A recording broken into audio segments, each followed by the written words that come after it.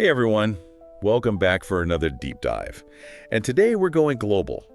Well, at least in terms of our topic. Sounds intriguing. It is. We're looking at Sweden. And more specifically, how this nation, with a population, smaller than some U.S. states, it's remarkable how they consistently churn out these tech giants that impact all of us. I see where you're going with the Spotify, Klarna, Skype, even Minecraft. Exactly. They're everywhere. So the question is, what's in the water over there? Right. What's the secret sauce to their startup success? We dug into some research, and honestly, some of it's pretty surprising. Yeah. Well, one of the things that really stands out to me is their social safety net. Their healthcare system, their unemployment benefits. Right. It seems like that would make people less likely to take risks, not more. You'd think so. But it actually works the other way around because launching a startup is inherently risky, right? But in Sweden, that fear of failure is kind of mitigated. Because they know they have a cushion to fall back on. Exactly. They have that safety net. So it allows them to be bolder, to experiment more. I like that failure isn't fatal. Exactly. And a great example of this is Daniel Ek, co-founder of Spotify. Oh yeah, I remember reading about him. He basically retired at 23 before launching Spotify. Do you imagine doing that without some kind of security to fall back on? No way. That's the kind of freedom that most people can only dream of. It's a testament to the system they've built. And it ties into another key element of Swedish business culture, their flat hierarchy. Okay, yeah, I read about that too. Even the CEO at companies like Klarna encourages employees to challenge decisions. Exactly. It's all about open communication and collaboration. Yeah. Imagine a workplace where you're not afraid to speak up. That sounds amazing. But isn't there a potential downside to that? Does it ever get chaotic without a clear leader? There are definitely challenges with any system, but from what I've seen, Swedish companies have found ways to make it work. Fascinating. Okay, so that's two big things. A strong safety net and a flat hierarchy. Anything else that jumps out at you? We can't talk about Sweden without mentioning their embrace of technology. True. They were early adopters of the internet, weren't they? Oh yeah, way ahead of the curve, which created this perfect breeding ground for tech startups. It's like they had a built-in user base ready to go. Exactly. And they're pushing even further with their goal of becoming a cashless society by 2030. I think something like 90% of Swedes use the internet daily now. Wow, that's incredible. Okay, so we've got the safety net, the flat hierarchy, the early tech adoption. It's all starting to make sense. But even with all of that, you still need funding to get a startup off the ground. Right. Let's talk about the money. Sweden has a strong venture capital network, but what's really unique is the level of government support for startups. Really? Oh yeah. They have grants, loans, dedicated agencies that invest in early-stage companies. So it's not just lip service. They're putting their money where their mouth is. Exactly. And you can see the results. Take Northvolt, for example. They're developing sustainable battery technology, and they're now a major competitor to companies like Tesla. Wow. That's impressive.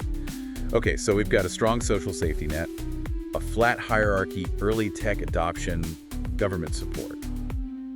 Anything else in this secret sauce? Well, there's one more ingredient we haven't touched on yet. Their domestic market, it's relatively small. Yeah, that makes sense. They have to think globally from day one. Exactly. Companies like Skype, for instance, they had to target a global audience right out of the gate. There simply wasn't enough of a market within Sweden. Precisely. And that global mindset ultimately led to their acquisition by Microsoft for, what was it, $8.5 billion. That's a powerful lesson. Think big from the start.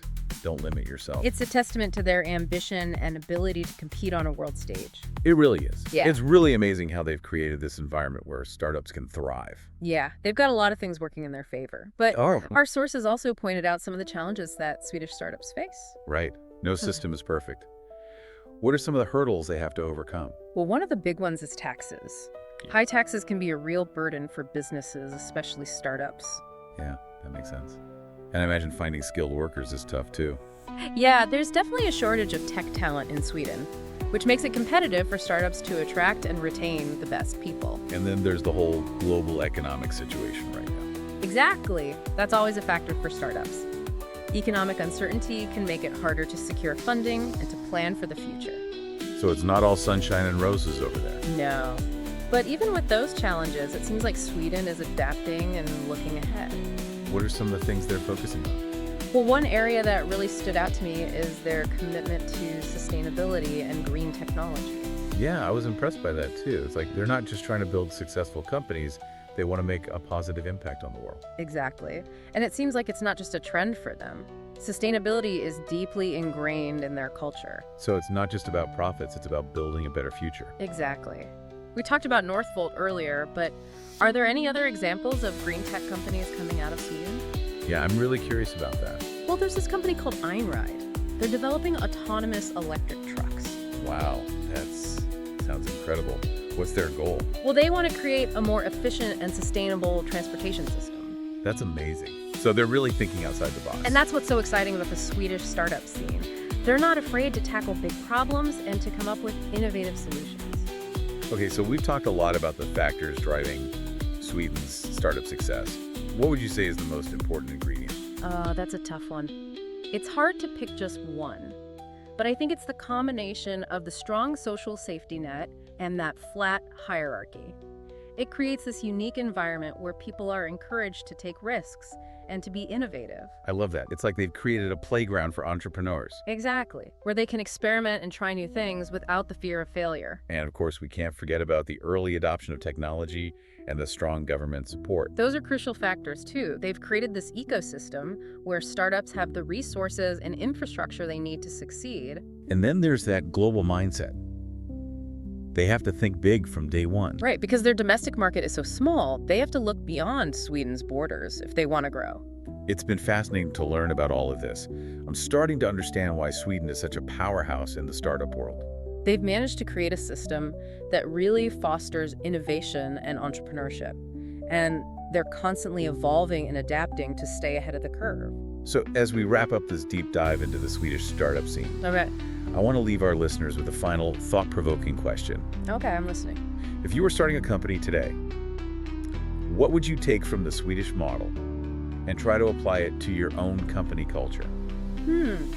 That is a great question. I mean, you can't just copy and paste everything, right? Right. It's about understanding the why behind it, the principles, and adapting it to your own situation. Exactly. What works in one place might not work somewhere else. Every country has its own strengths and challenges. So you have to identify those and work with them. Yeah, it's like taking inspiration from the best, but then also being creative and forging your own path. That makes a lot of sense. This has been such an interesting conversation. I feel like I've learned a ton, not only about Sweden, but about what it takes for a startup to really succeed.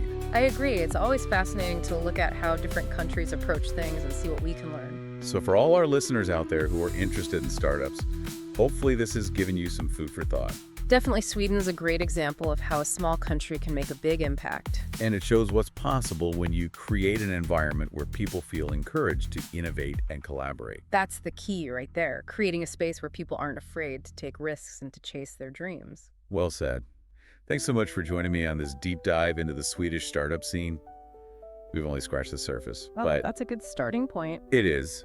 For everyone listening out there, keep exploring, keep innovating, and keep on diving deep into the world of ideas that are shaping our future.